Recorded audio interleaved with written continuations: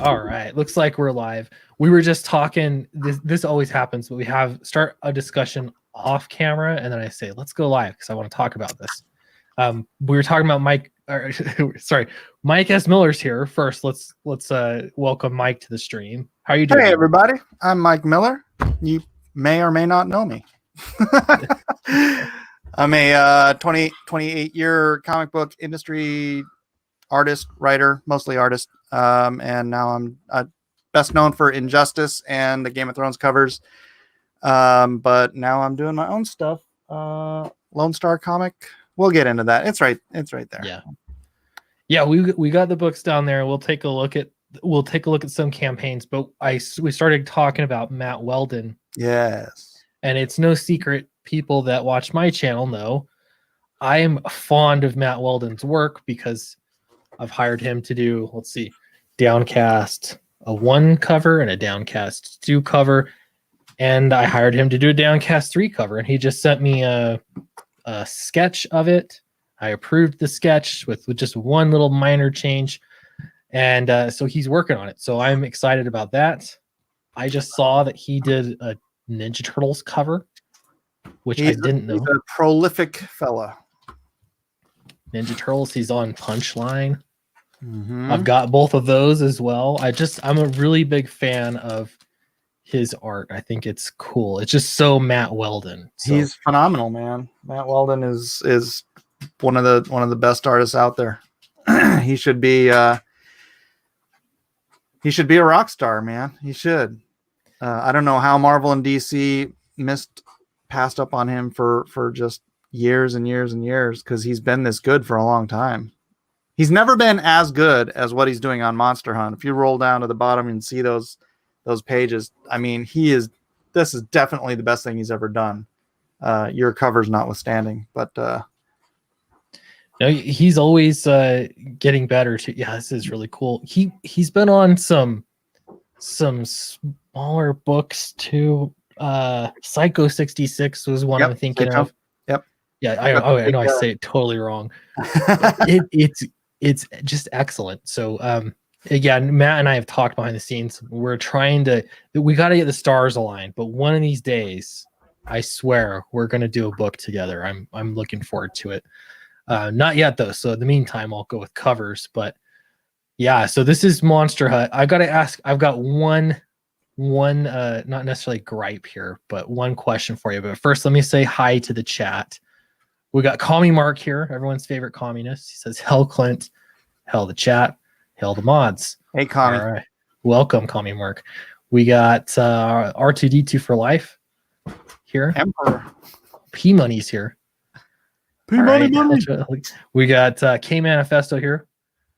Weldon's work on those Okay. Nexus pages looks great. Yeah, he's good. Eddie Winkler's here, who has a fantastic book up on Indiegogo, the werewolf book. I can't think of it right now, but maybe we'll pull that one up too. It just looks amazing. It looks so good. So welcome everyone. Jasper Plan 9. Everyone came in so fast. So welcome. VLNet is here. What's up, Velned? We got VMER. Vimri. That's how I call him. And R2D for life says man crush. I think that's in referring to Matt Weldon. that could be the case. I'm comfortable with that. We could go there. So, all right. So one thing is that you have 2 campaigns going at the same time. I don't. This is interesting to me because every one of these is a case study. But It's madness. Is it how are you doing? How did you come to the conclusion to do 2 campaigns at the same time? Honestly, it was just a matter of running out of time. I didn't want to launch in December. I don't want to launch this week. I wanted to launch in October, but I just got overwhelmed with other stuff, and I didn't want to launch before I had taken care of the other stuff, like fulfilling on Maga 7 and all, and some other stuff, and it just got to that point. And plus, initially I wanted to wait until after we launched Shadow of the Conqueror, because I wanted to ride the Shadow of the Conqueror promotion with my campaigns, right? So for those who don't know, Shadiversity is a YouTuber. He does a lot of medieval weaponry stuff, and he's a huge fan of mine. And so I reached out to him and I said, would you like to do a graphic novel? Because that's kind of my thing. I'm like, I want to bring new people into this hobby. Otherwise, we all suffocate and die from lack of oxygen. And Shadiversity, he's a comic nerd. He's a nerd, which, you know, that means his audience is mostly nerds, which means they're more ripe for picking up a graphic novel. And so he's like, man, I've got this book. I've sold 30,000 copies, and just through his YouTube channel, right? He's got a novel he sells for like $25. He self-published it through and sold through his YouTube, and 30,000 copies. 30,000 copies. And so if we can get a third of that, if we can get 10,000 customers for this, I mean, it's going to be a phenomenal success. But, you know, don't count your chickens before they're hatched. And okay. I did want to launch these in the wake of that because we'll be doing promotions together. But we just ran out of time. We got 19 pages into the colors on Shadow of the Conqueror, and Shad's like, you know, this is not making your pencils look as good as I'd like them to. Switch colorist. So we fired the colorist after 19 pages in, and we're like, so we got a new colorist, but he couldn't start until here. If you look up Shadow of the Conqueror, actually, you know what? Let me just bring up the art. Okay. The new colorist is just phenomenal, and but he, you know, he's a Marvel colorist, so he was like on contract and stuff, and so he couldn't start until November. Hold on, let me drag it over here and zoom it in. So here's oh wait, where am I? Where are you? There you are. Share screen. There it is. So that's what the new colors looks. This is he has to do a couple of corrections to this, but it's you know, it's really cool. So nice. Now that he's starting, Shad is working on the launch video now. I've got a preliminary. I'm not going to show it to you, but he's about halfway through all the edits on it.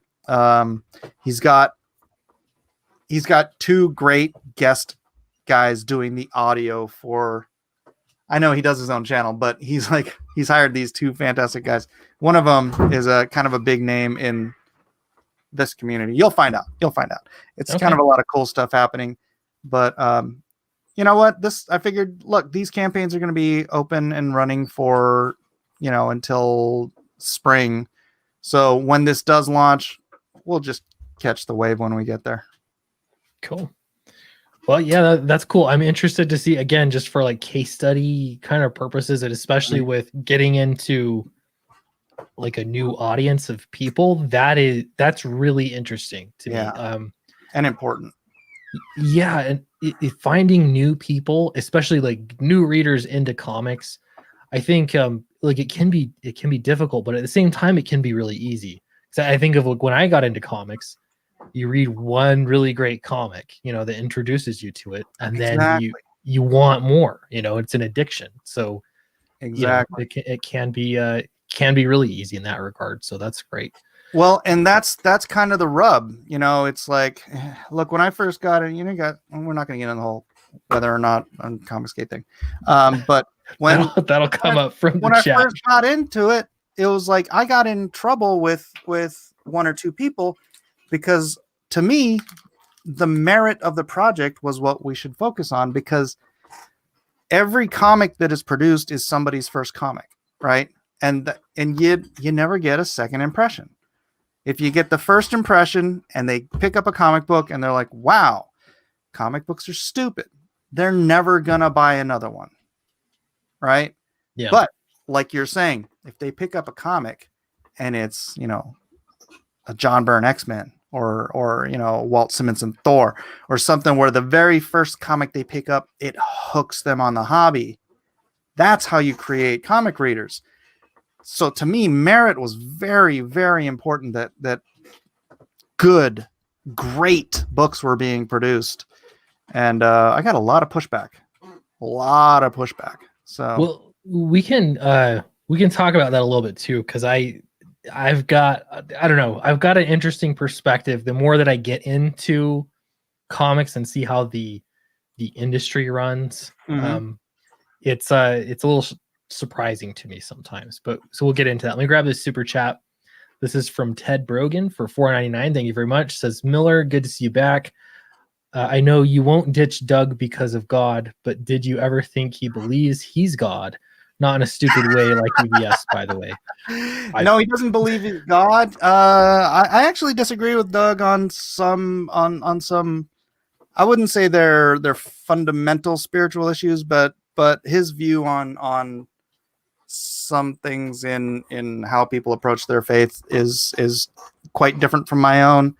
I don't want to get into his theology. I think we agree on 95% of stuff, but you know, no two people agree on everything. So, but no, he's, and I've disagreed with him on other stuff, but no, I love Doug, so I'm not gonna. Ain't nobody gonna get me to trash him or anything. Not that I'm saying you were trying to. No, yeah, totally fair. Ted Brogan for another $4.99, and Ted, you can ask as many questions as you want. I appreciate the super chats. It says, interesting case study not born of the Last Jedi wave, and possibly, I don't know. We're thinking a little bit about Merit. Last Jedi. That yeah, actually, that's a great. That always flummoxed me, and it's not just Last Jedi. This is a detriment of Hollywood, is that they will spend $200 million making a movie, but they won't spend, a good amount of money and a good amount of time getting a script worth shooting. Yeah. It's like, yeah. It's just, can you please close the door and leave it closed? This is kind of reminding me. I saw a video Kelsey Shannon posted. Did you see that yet? That's why I put this up. Okay. Kelsey cracks me up. He's hilarious. I know that video was hilarious. I played it on my show earlier. He cracks me up. He always has the best, and they're just short, sweet little videos that make a funny point, and they're great. So I know people are curious about this, so I'm just gonna give you my 2 cents, about Comicsgate. What's interesting to me, especially when we're talking about Merit, is so I tried for years to get published anywhere I could to get into comics, and it's tough. I don't even have to tell you, but it's tough to get that initial experience, working in comics, so that you can work and get better, get good at the craft.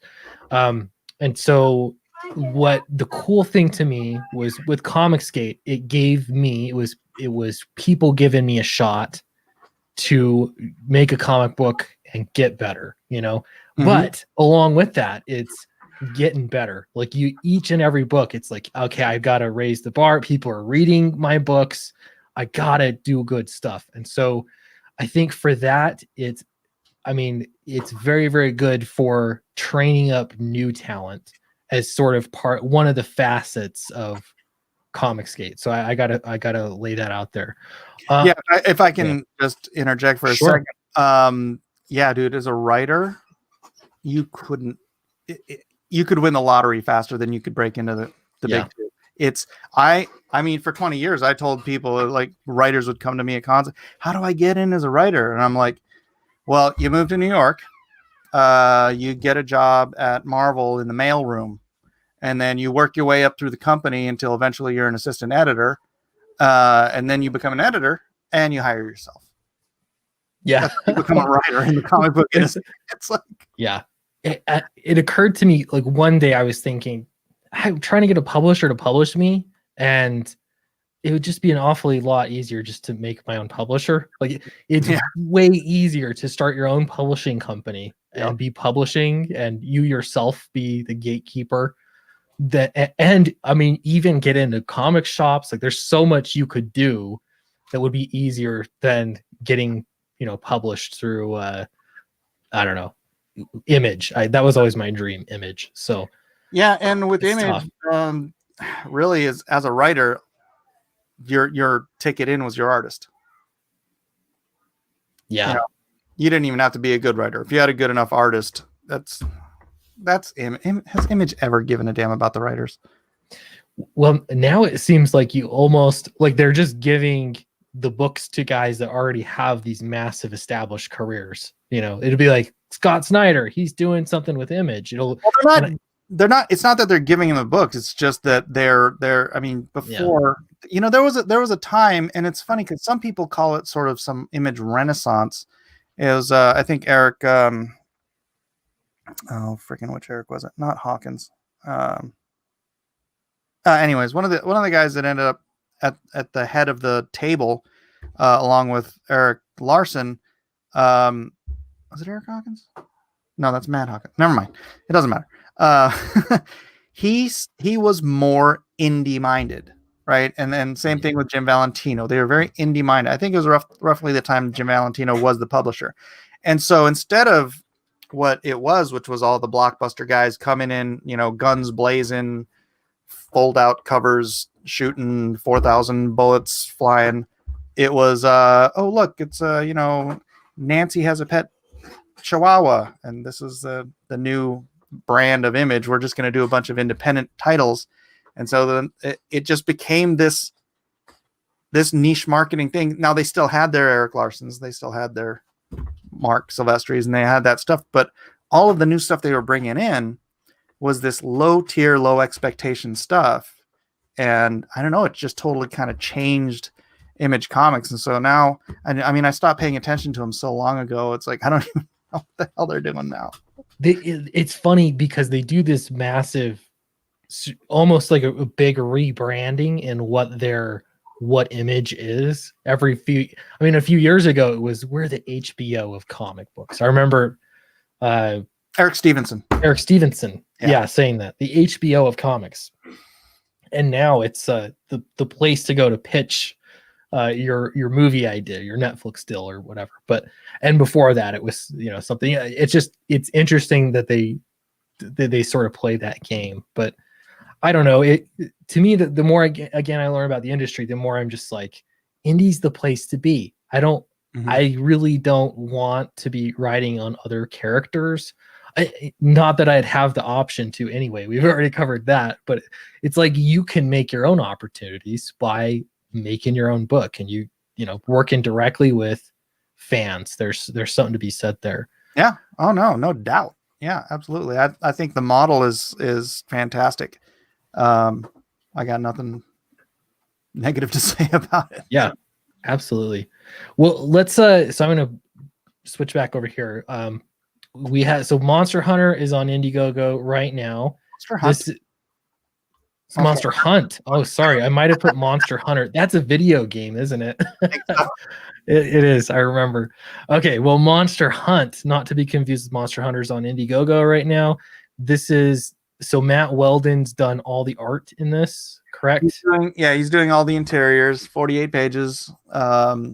Kelsey Shannon did one of the covers. He colored the Elliot Fernandez cover. That guy I showed you for the Shadiversity book might be coloring this as well. Oh, cool. So that'd be pretty epic.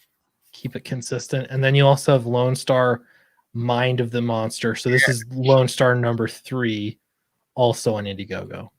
Yes. How did you get Kim Jung-gi to do a cover? I met him in Tokyo a couple of years ago, and I talked to him about doing a cover. And the initial plan was that he was going to pencil it and I was going to ink it because he'd never seen that. Like, nobody inks Kim Jung-gi, right? And he's like, he had this weird look on his face, and I was like, "You want to see my inks?" And he's like, "Yeah." So I brought him his translator said yeah. So I brought him my portfolio, and he's looking through it, and he's like, he got all excited. He's like, yeah. He wanted to see me ink him. And so that was the original plan. And then just one thing after another, it was like schedules didn't line up and all this stuff. And then finally I'm like, okay, schedule lined up, money lines up. I can do this for Lone Star 3. And I think he just completely forgot that he was supposed to pencil it. And he just went ahead and did the whole thing in inks. And I'm like, it's amazing. I don't need to ink it. You already did. So Yeah, it's really cool. It's just fun to watch him draw Yeah. because I don't understand where you just start from nowhere. It's like no structure lines whatsoever or bones. It's just drawing. Well, here, let me show you on this one. He actually did. You know what? I don't know if I have the layout here. He actually did a layout like a professional, and then sent it to me to get a confirmation that it was okay for him to do. So he did the layout. I'm sure he did the layout with just pulling everything out of his butt the way he usually does. And this looks, 80% like what his layout did. But he was looking at his layout when he was doing that. I actually have the video. He sent me the video of him doing this, and me and Kelsey and Elliot sat down. I don't remember who else was there, but we sat down and we were watching it. So it's like a 2-hour video of him. It only took him 2 hours. That's insane. Yeah. So if you want to watch that, it's on well, I can't say it's on Blacklist Universe on YouTube. Unfortunately, my redirect has to go to my new channel because somebody struck my channel today. Oh. Did you hear about I heard about that. That's a problem. That's a problem. Yeah. On every level. Yeah. And don't strike channels. Yeah. Come on. I mean, yeah. Am I sharing your screen or I don't know? Hold on. Let me drag this one over here. Okay. All right. So here's my, this is my Fallen Angel cover, homaging John Byrne's Death of Dark Phoenix cover. Then that's the Kim Jung-gi. That's what the black and white looks like. You can get the black and white, but you have to order the color as well on the campaign. So I'm doing black and white virgin variants of all of these. And then this is the Kari Evans cover. Kari Evans, one of the greatest unknown. Well, hold on. Let me change it because it's not Antifa. It's this. I didn't even One of notice the that. greatest. I mean, this guy's like Carlos Pacheco level good, right? But he mostly works in video games because comics pay crap. Even for a lot of top talent guys, unless you can land one of those sweet, exclusive contracts, dude, it's hard to pay your freaking mortgage if you're in California, and he's from California. But I've known him since junior college, and he's so amazing. So I'm like, dude, you got to do me a cover. So he did. That's cool. And nice.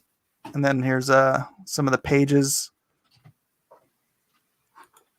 I actually just finished page 13 today. So how long does it take you to do a page?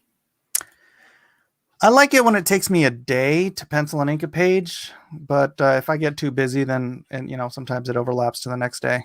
A double page spread like this with 1,000 people on horseback usually take maybe 3 days. Yeah, you gave yourself a crowd scene to draw is what this comes down to. That's always the running joke. Like if you're a writer, you could just write crowd scene. Yeah, but I love it. I love. It's not the only one. I mean, I've only done 13 pages. I already did 2 double page army spreads. It's there's something immersive about it when you do it though. Like when you're not avoiding the crowds. You know what I mean? Like it makes you feel like you're there. It completes the escapism. Yeah. And I think it's because if you've read Avengers Forever, Carlos Pacheco is my favorite artist, and he had all of these army fights, just like armies against the Avengers, and just double page spreads of just thousands of people. And those are just my favorite things to look at. And so they're my favorite things to draw. And, it slows me down considerably, but look, so much fun. Yeah, it's cool. Fun. Yeah, I like it. You get in there and you get to see the detail, the faces. Do you put Easter eggs in there? I think I've seen before where you've put cameos of people in the background. I put this guy in everything. Almost every crowd scene since 1993. That guy's been there. So totally misplaced here, but when it's colored in, you'll probably won't even notice him. Yeah. But yeah, he's been that's my guy. He's named Nobody. And since 93 or 94, I think I put him in almost every crowd, just hiding back there, walking around, whatever. Nice. I like that. Yeah. All right. I want to get on to a spicy topic. Okay. Ooh, We'll check back on the campaigns as well. I hear people say the mods are the mods attacking people. I hope not. If you have a wrench, please don't attack people. yeah, that's not nice. That is the rule. I hope that's a joke. Anyway, so what I wanted to ask about is I've gone back and forth on this a lot. Being a conservative Mhm. and working in comics. Do you mind if we go there? Sure. I mean, and no. I think I have examples of conservatives that work in comics, but I kind of want to reframe, I guess, how I think about it. It's you can be a conservative and work in comics, but you can't be an outspoken conservative and work in comics. Is that true or false? When I don't know, Billy just stopped working. He was working. Billy Tucci's always been an outspoken conservative. He was working right up until he decided to start crowdfunding. Yeah. So I mean, it didn't have as much to do. Yeah. Go ahead. Sorry. I don't think it's a black and white rule. You turn off. I mean, I'm sure, there are people that are going to be like, oh, I'm not going to work with him, because he's a conservative, because I'm a jerk. But, it's not a hard and fast rule. But more or less it's true, I would say. But you could be like Commie Mark here. You could be a communist, an outspoken communist and work in comics. Oh yeah. Like you couldn't hire you, put you at the top of the list. Yeah. That now I understand his ploy. I get what's going on here. Commie Mark. He's trying to break into the industry. Yeah. So it's funny because when I was into comics, well before Comicsgate, I noticed the trend, and it just seemed like there are a lot of really left-leaning creators that are very outspoken, and I wonder if there are any conservatives. And I started Googling it and trying to find answers to that, and the only person I could find was Steve Ditko, which in hindsight, he was a objectivist. Exactly, objectivist. So it's not exactly the same thing, though. I think Steve Ditko is cool all the same. Yeah. But I don't know. It was just so difficult for me to find stuff, and maybe it was because I don't know. I just didn't know as much at the time. Now I can think of a lot of conservative creators, but I've kind of gone the gambit, because I was for a while thinking that you can't be conservative and work in comics. Now it's like, well, I know that there are examples of people, but it just becomes more difficult, I guess. Did you ever see that when you're working in comics? Honestly, I think it was the election of Donald Trump that really just broke a lot of those people. Because I was on Injustice. I got hired on Injustice with a liberal editor, with an SJW writer who requested me to be on the book, who plain as day knew my politics because we were friends on Facebook, and we had agreed. He's like, Mike, you and I are never talking about politics. I'm like, yeah, works for me. Just keep the books coming, So, yeah, I honestly think when Trump got elected, it just polarized so many of those people. Trump derangement syndrome is absolutely real. And I couldn't tell you. I would guess I would have a harder time getting any work at DC now than I did prior to leaving, after Injustice was over. I never tried. After I started Lone Star, I didn't even want work. So it was like, I don't know, but right. I would guess no. You didn't put it to the test there. Yeah. But yeah, especially since I'm a little more open about certain issues with Jim Lee. But yeah.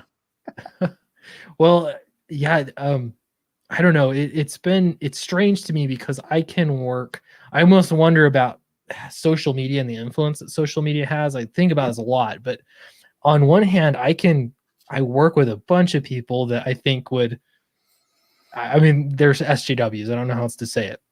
I know people in comics that are SJWs. We can have conversations. We can talk politely.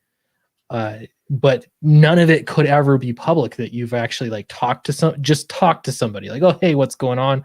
I have a question. Like, that's it. It's weird that it's so performative, or that the role that social media plays, and that, oh, this person is a Trump supporter, therefore I need to publicly make a statement, or show some distance in a very public way. So I don't know. I think that social media has a lot to do with that, but it does, but media I think has a lot more to do it, because media has been on this lying tirade for 4 years to paint this guy as Hitler, and all these SJWs who are already prone to believing that anybody on the right is already Hitler. They're bought and sold and dyed in the wool. This guy it secretly has a copy of Mein Kampf under his pillow or something. So then that translates to obviously anyone who supports him is also a Nazi. And it's like, it's derangement. It is absolute derangement. Because like, you can do this with a leftist friend who's actually a friend, and he's on the left. He's like hard left, and he's like, they'll have this idea that every single conservative on the planet is Satan, and then you're like, well, what about me? And they're like, not you. And what about your mom? Right. Not my mom, right? But everyone that I don't know personally who shares your beliefs is Hitler. Collectively. It's there's a word for that. It's called bigotry, isn't it? Isn't that? It's insanity. It is absolutely. I'm like, that's kind of the famous thing is that, conservatives in general, right? Think that liberals. I hate to use the word liberal because I'm a classical liberal, but Yeah. think that people on the left are wrong.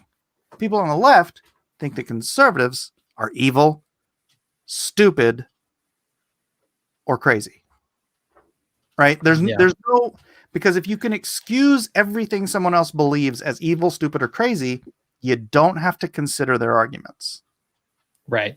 Yeah. You don't have to consider their solutions, even though our solutions are the ones based in logic, math, reality. Well, and you could, so like here's the thing too. You get two people and you present them with the same exact information, and the idea that they're both going to naturally come to the same conclusion is just not how the world works. It's wishful thinking. Yeah. You can both have the same exact information and come out that same issue with totally different perspectives and from different points of view. And that to me is like a given. I get it. Again, I work with a lot of people that disagree with me politically, but like, to me, I'm like, yeah, they have a different worldview, and that's what it is. But at the same time, it's, yeah, again, if people view me as an evil, stupid, or what was the other one? Insane. Yeah, evil, stupid, or insane. That's that's not cool. But I definitely see that. Not you, just everyone else. Right. You're okay. You're the is that tokenism? Is that what that is?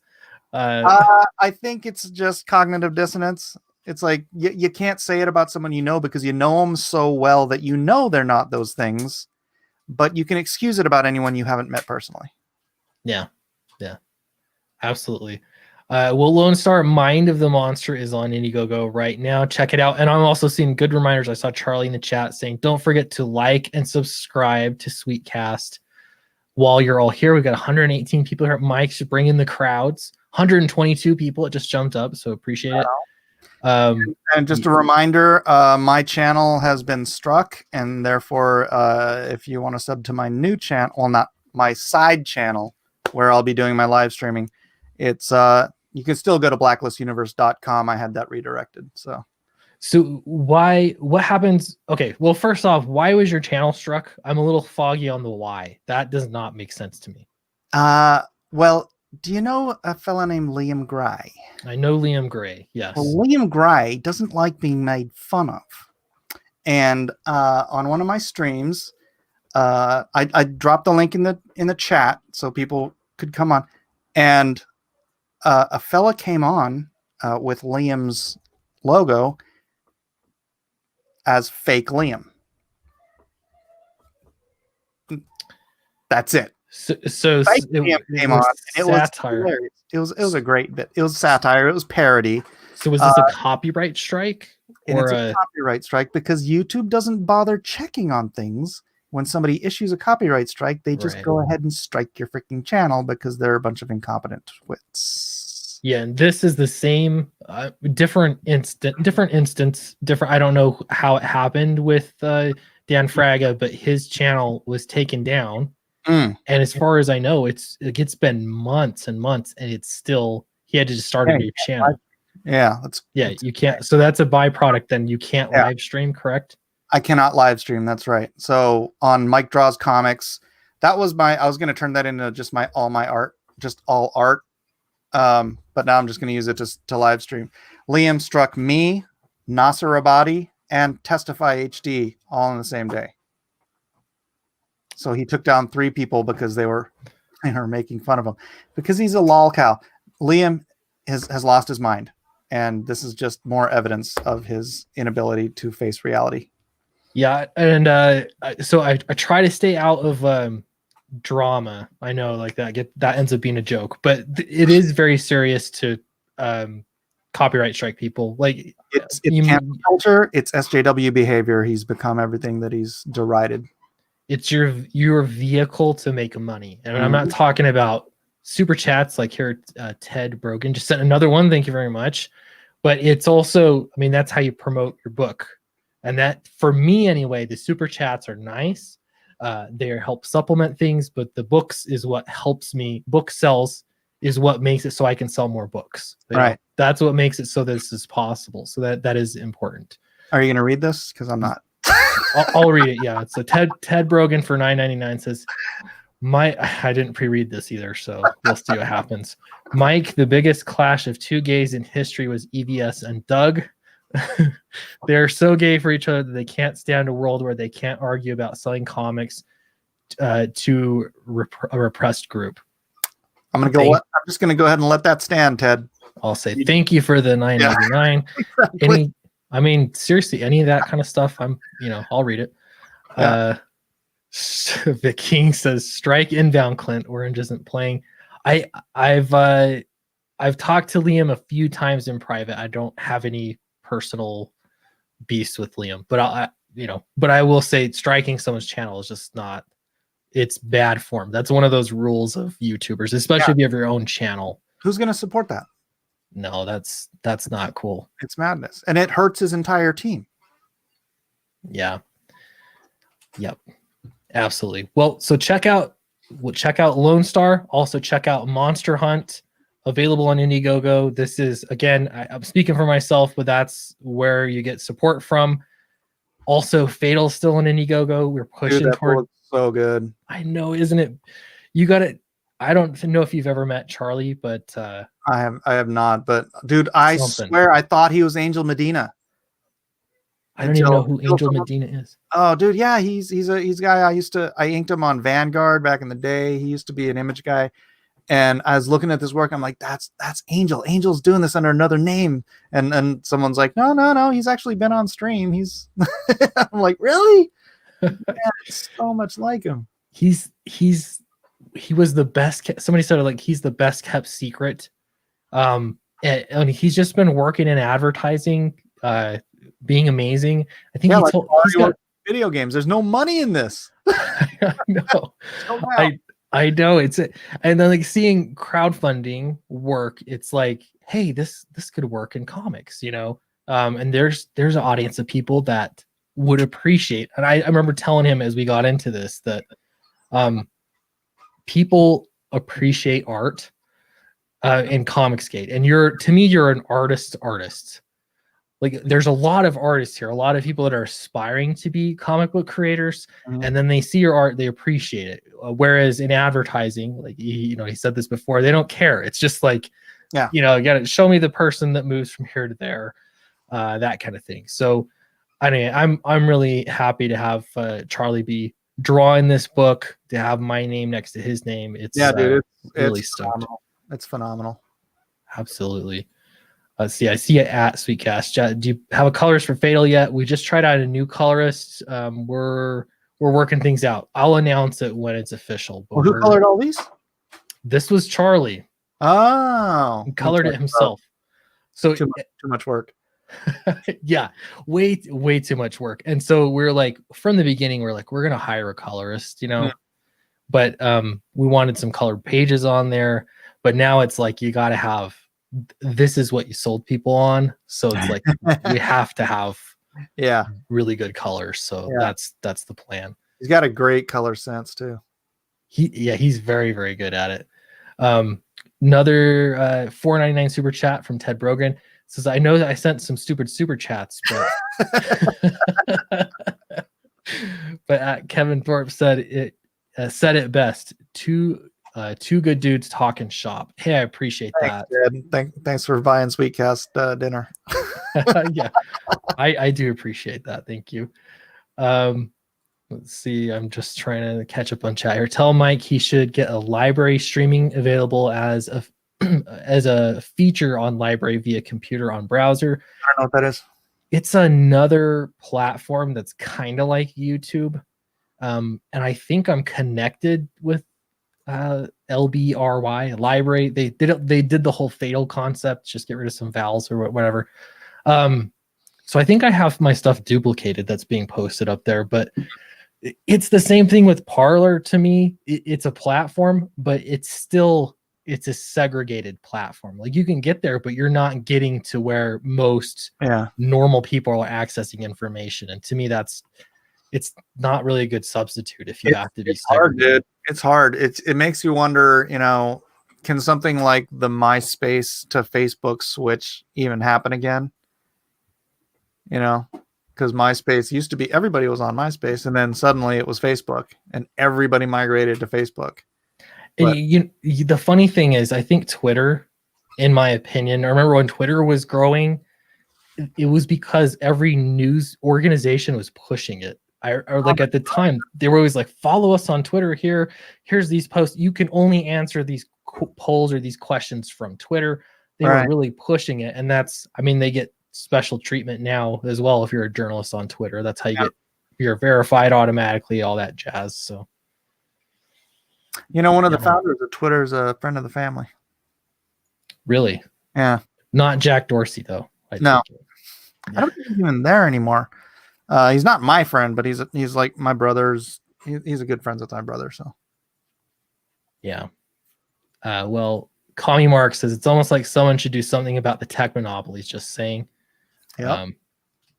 I hate to agree with the communist, but yeah, I mean, it's such a strange turn of events when you see, again, like the right pushing for some kind of government intervention in what big tech has become. The problem is that there is already government intervention. The right wants to remove the government intervention that allows them to act as a publisher while they're a platform. That's true. It's true. Yeah, because you're either a publisher or a platform. They have it. They want it both ways. They want the best of both worlds and none of the downsides. The government allowed that. Just like all crony capitalism problems, it's the government interfering with the market that screws the people. Yeah. Sorry. But the monopoly of truth, like that's the other point too, is that they get to determine. Someone was posting today on this stream, let me know, chat, if this is real. Is YouTube telling you anything about the election or about the Illuminati? I don't know why it's with the Illuminati, and we never talk about the Illuminati, but they're gonna put it out there. I guess. I don't know. Is that the right symbol? I think so. I they do. They cover their eye or something. Yeah. Did you see the Zuckerberg and Dorsey hearings? I did. I watched them. That didn't help their companies at all. It was weird. I just saw some of the Dorsey stuff with Ted Cruz, and dude, he's going on there with that beard looking like a freaking homeless man. I don't know what he is. It doesn't help his case any. It's like, I know. And it's classic gaslighting is what it is, because they'll just look at you straight. You know, they'll answer the question. We don't have any control over the election. You know, it's just so matter of fact. It's like, what are you talking about? How could we possibly sway anyone? 2 billion people on YouTube. Yeah. Okay. Yeah, let's see. Illuminati is being naughty below the title of this stream. So I don't know if that means YouTube has an Illuminati problem or if I don't know what it means. Go look. Oh, people are calling. I heard Ben Shapiro call him the hipster Rasputin or something like that. Jack Dorsey. That's accurate. I don't see anything on mine. Yeah.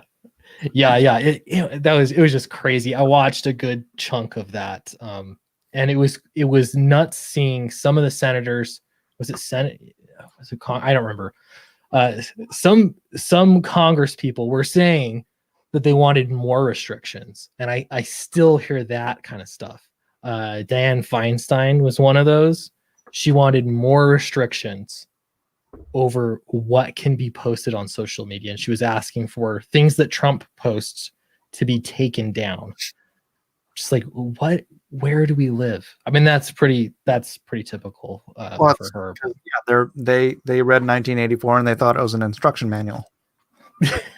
Right. Yeah, not a doomsday scenario. Right. No, this is bad.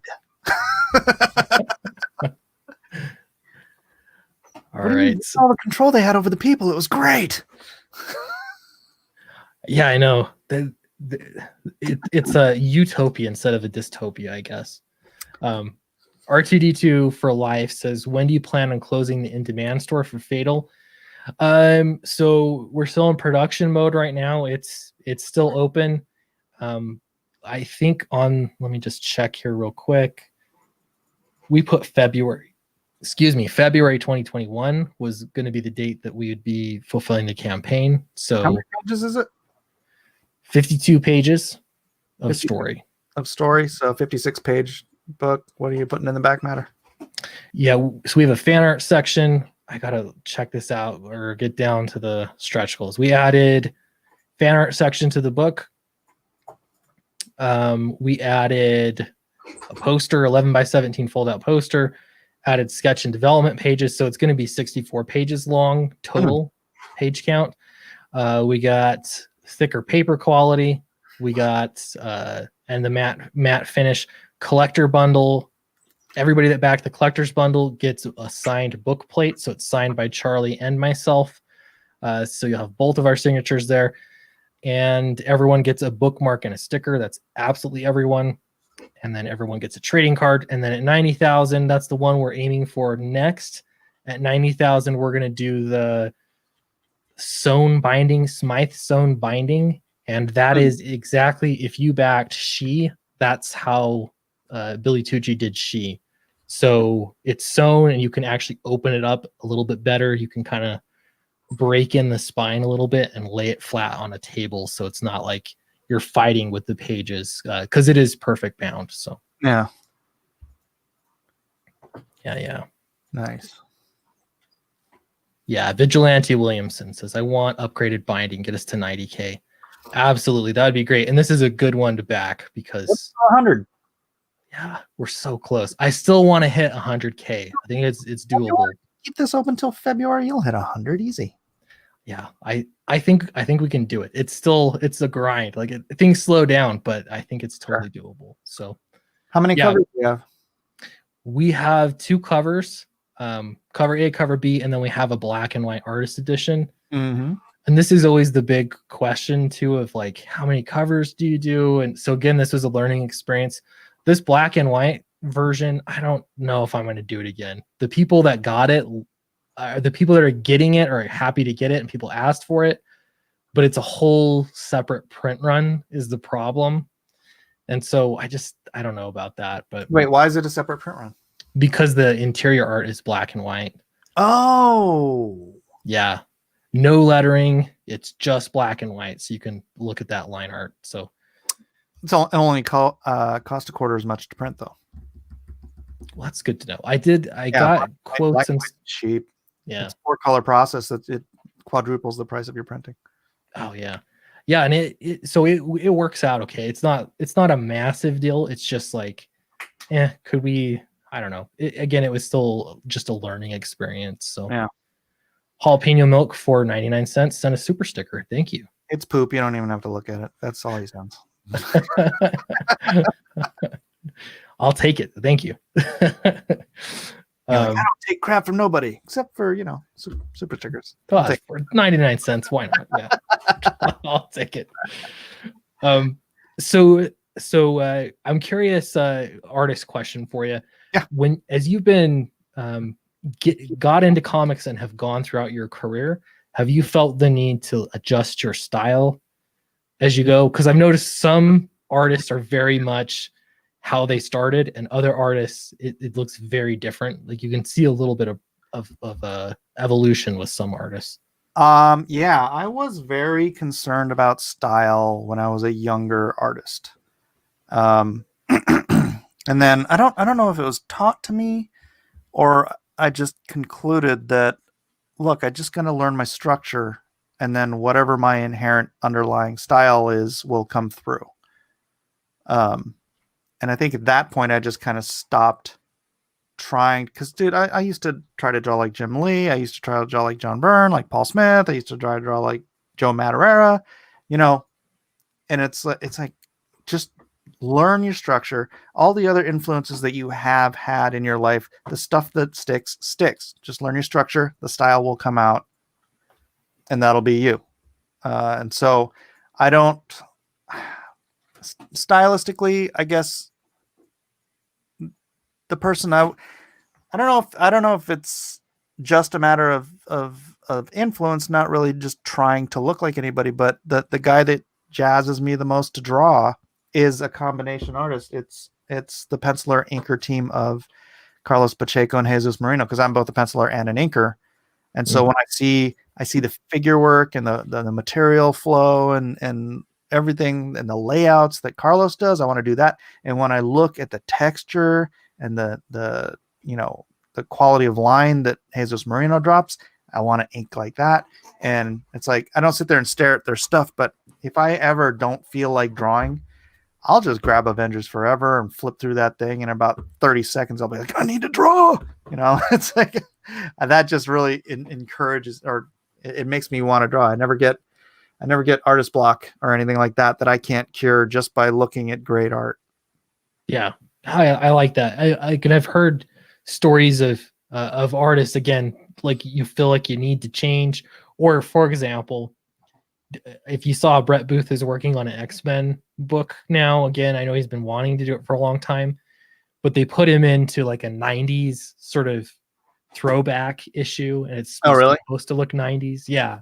And so I don't know, I almost think like that it would get difficult, because to me, you'd want to just do the art how you want to do it, and not have to feel like you got to be in fashion. Well, I think the reason they got Brett was because he's intrinsically a 90s artist. Yeah. That's just what you're going to get from him, And so, I mean, he's a great artist. I'm not saying anything like that, but yeah. Well, you look at him and you just think 90s. Right. But does that prevent him?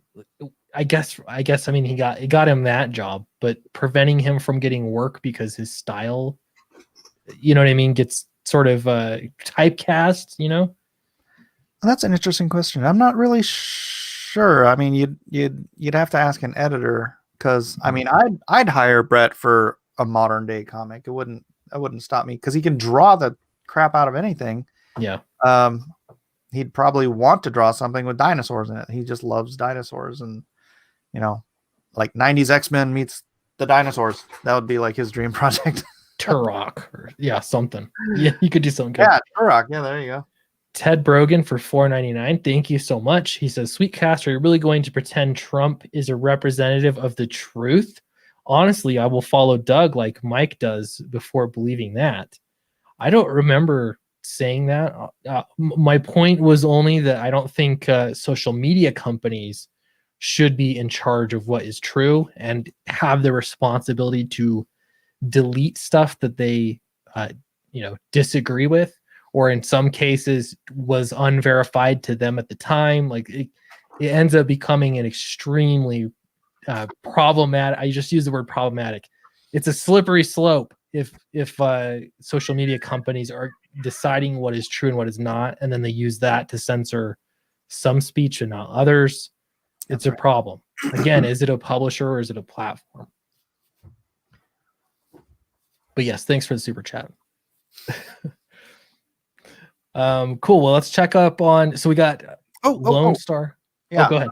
I was gonna show. I have well, it's on there, but Paolo. You guys know Paolo Pantalina? Is this the one? Oh, Yeah, Paolo Pantalina. He obviously he loves Lineal Francis Yu, but he did Red Hood and the Outlaws. He did Teen Titans and whatnot. And Paolo's just another phenomenal creator, artist. And so I tagged Paolo, and he's like, "Yeah, man." So he did the Wolverine homage cover with Lone Star, because I guess he read the second issue and he's like, "Oh man, Monster Hunt 1, where he's getting pelted by bullets, and he probably reminded him of Wolverine." So that's cool, man. cool. I like it.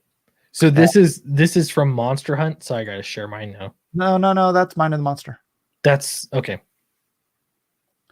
So we got Lone Star, Mind of the Monster. Copy that and paste it on Indiegogo right now, and you can catch up. Like, to me, again, we're talking about new readers. So if what's the one where you catch up here? Let's see. This is it. Our Heart, Soul, and Mind.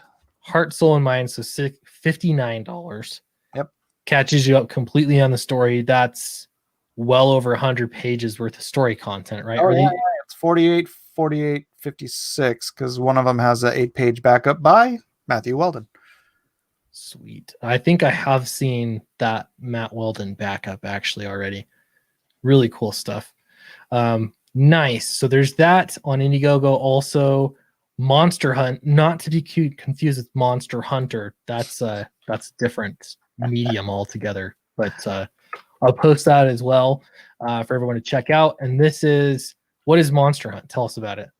Monster Hunt is the brainchild of me and Mike Barron. Mike Barron, multiple award-winning writer, going way back to the 80s. He created, most famously, Nexus, the intergalactic executioner from 500 Years in the Future, and Bigfoot Bill from Earthworm Jim creator Doug TenNapel fame, crossing over with Lone Star. It is the crossover event you never knew you needed.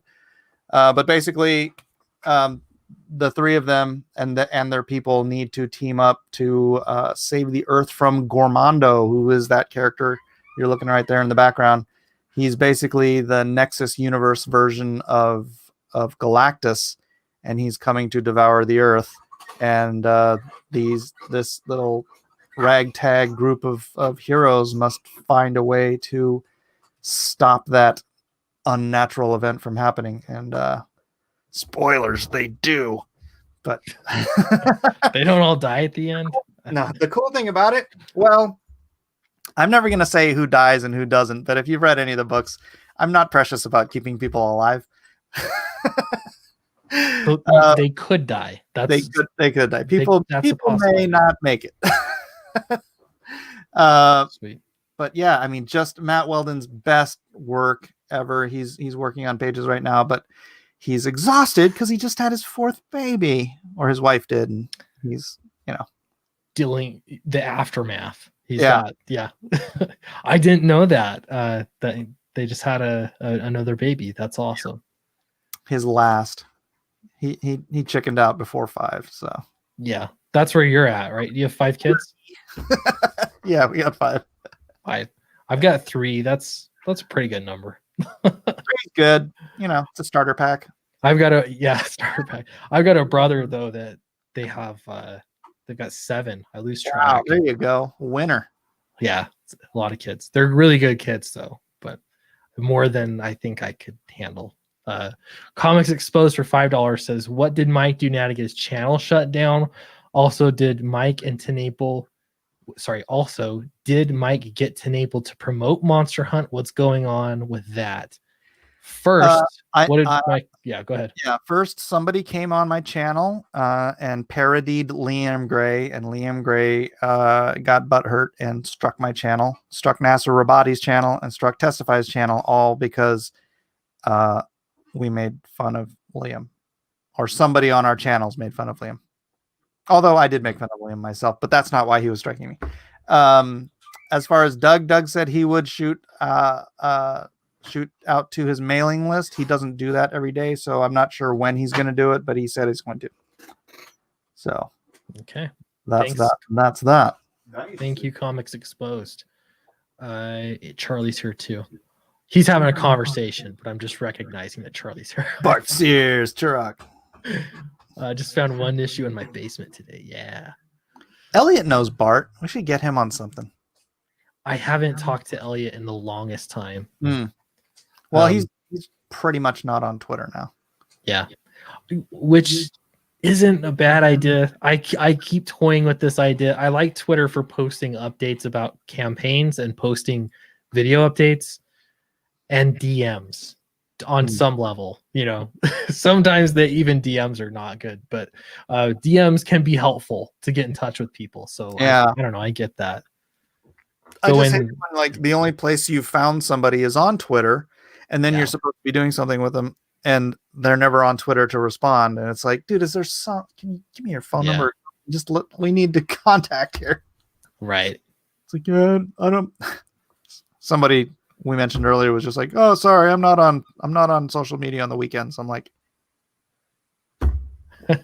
how do we be in touch? Yeah, that's it. Almost it's good for communication, but then it's like if you move from Twitter, you got to have something that's filling that need. Have you done much with Instagram promotion? Much? No. I try to post on there occasionally, but you can only post on there from your phone. Yeah. If I could post on there from my computer, it would be so much easier because I have 4,000 images on my computer, but I have to do something and then download it onto my phone and then put it up on. Yeah. I think that's why so many people that use tablets for their art are on there, because you can have the app on there. It's convenient. Oh, wait, yeah. Can you download the app on your computer? That I don't know. I don't think so. My understanding, it was always your phone. But when you're, can you take a picture with a selfie with your artwork, your art board, and post that? It's just not the same. Yeah. Let's see. Vero is good. It's like Instagram, but you can share links. Insta doesn't allow link promotion. That's another thing too. Yeah. They make it very difficult, even though there are Instagrammers that have massive audiences and know how to monetize them. Like they're promoting stuff, but I have not seen a great example of comics yet on Instagram. Could be wrong though. It's very frustrating that no link thing is. It's irritating. It's irritating. Is all I can say. Yeah, absolutely. We're boomers. Okay. Very cool. Well, yeah, everybody that's here, appreciate we got a big crowd out tonight. Don't forget to hit like and subscribe for crowdfunding, comics news, comics industry, channel Sweetcast. Don't forget to like and subscribe. Check out Monster Hunt on Indiegogo. Question: if you could do this again, would you still launch both campaigns at the same time, or do you think that doesn't matter? I probably would have spaced them further apart. I honestly don't know what the problem is for Monster Hunt. It just seems, I don't know. The first Monster Hunt was just an add-on. Yeah. Right? So I don't. And honestly, it didn't sell like crazy gangbusters or anything. So I don't feel like it has that, number 2 kind of sequel push behind it. But I think I would have liked to have done it, probably a couple months apart, just to see how it did without the vacuum of me sucking up a bunch of money from the previous week. But yeah, you know what? Long term, we'll find out how it does, because we're going to be leaving it open till spring. Actually, this isn't even supposed to fulfill until July, but Weldon's going to be done with this thing probably in January. So Wow. Yeah, and that's the thing is He's fast. you just don't know. I used to think just based off of all the reading I did and stats that launching in the months of November through January is a bad idea. But I launched a campaign in January. I always see, Billy Tucci, this is the second time he's launched in November. I actually don't think it matters. I don't think it makes a bit of difference. It's I think it's different from just what you'd consider standard crowdfunding, Yeah. Ted Brogan says, Clint, here's some money for the kids. Mike, was Doug involved in the channel strike of yourself and Nasser? It might have been a test for his disciples. Thank you for the money. My kids appreciate it. No, I'm fairly certain that Liam Gray hates Doug with the passion of 1,000 angry oranges. So, yeah. It gets difficult to navigate all this stuff too. Like I guarantee there are a lot of people it's so difficult because I get questions about this kind of stuff. Like, wait, does this person hate this person? And it gets so hard to navigate. And I'd rather just not. I know. It's foolish and juvenile. The only thing is it's hard to not. And when you watch Liam, it's just hard not to laugh because it's hilarious. It is hilarious. And it's so then you're laughing at it and then he's like, you're making fun of me once. I'm like, yeah, because it's hilarious, but it's hard not. I'm not really doing it out of spite or anything. But dang it, it's hard not to laugh. I don't know him very well. I don't watch his live streams very often, but I'll catch clips every now and then. And it seems like he leans into it sometimes, like it is a persona, but then I'm not sure. I don't know. Like when stuff like this happens, I don't know. Yeah. Therefore, stay away from it. Right? Yeah, I just don't know. P Money for 279 Canadian. Thank you very much. Says buy Lone Star, and I love when Sweetcast says idea. I didn't know that was a thing, but the chat always reminds me. Mike, how do you say idea? Idea. I don't know how I'm saying it. That's different. But are you saying it? Idea. Now I'm thinking about it too hard. Oh, you're putting the emphasis on the wrong syllable. Is that what I'm doing? I don't know if it's a Utah thing. Like it's a capital I and then a dia. It's idea. Idea. Is that right? I don't know. Idea. You're saying it like IKEA or something. It's idea. I don't know. That's the best I can do. I don't know if it's a regional thing. It could close enough. We'll go with it. We understand what you're saying. Yeah, everyone gets it. The best, seriously, one of the best streams we had was the chat making fun of how I said different things, and they found like a few different like cliches that I don't say correctly, and that was the most like I don't even remember what they were now, but it was the most mind-bending thing. Like, oh wait, I'm saying that wrong. It's like you're from Canada or something. Maybe that's it. It's funny because P Money's from Canada. Both? No, I think I say both correctly. Do I say both? Maybe. I don't know. Do you say wash? Wash. I've got my grandma talks like that. Wash. From the corners of your home. Wash the dishes. Yeah, there's a little bit of that. I don't know. Could be regional. That's how I do it. Idea. It's 2 syllables, isn't it? Yeah. Idea. Yeah. I don't know. Anyway, appreciate the chat. Appreciate everybody for sending in super chats. Thanks to Mike Miller for being on the stream. It was good to talk to you. You too, brother. Yeah, and good luck with the campaign. This looks good. You're still early. Are you planning on extending this? Oh yeah. These will be open until we fulfill. So cool. And actually, I left Maga 7 open. And if somebody just wants to get Lone Star 1 and 2 and they want it like fulfilled this week, you can just order off of Maga 7, and I fulfill those when I get them. Oh, very cool. Yeah, so you can read them ahead of time, so you don't have to wait. Yeah. I personally kind of like to binge them at the same time. So yeah. Well, this is, it's heart, soul, and mind. It was always intended to be this 3-part story. So. And this is the end. This is the end of Lone Star. This is the end. Well, whether it's the end of Lone Star or not, You'll have to wait and see. That is yet to be known, I guess. Hey, Kevin Sharp for $10. Thank you. oh Says snap! Hold on. While Kevin's here, you read that. Yeah. I got something to show Kevin because I haven't shown it to anybody. okay. Kevin Sharp, $10. Thank you, Kevin. Says back Dragon Guard and Indiegogo if you love exciting art and 80s fantasy cartoons like Thundercats or Masters of the Universe. Hey Mike, hey Clint, great show. Thank you so much, Kevin. Yeah, brother. And Mike's pulling this up. Let me read this other one from Ted Brogan for $4.99. Thank you so much. Says Mike, I want to laugh with you at the ridiculousness of Liam, but Doug, more money for the fan, sweet cat. Thank you. My family really appreciates it. Wait, I mean, what about Doug? I mean, Doug has his issues. I understand, but what? Are you? I don't know what the argument is. You want me to disavow my friendship with Doug so that you can laugh at Liam? I don't quite understand the argument. If you do, you could send another super chat. That'd be there. You go. okay, too. Please super chat your explanation. I'm just saying. That's fine. This is the Alita card I did for Dragon Guard, so Kevin will be adding that to the campaign.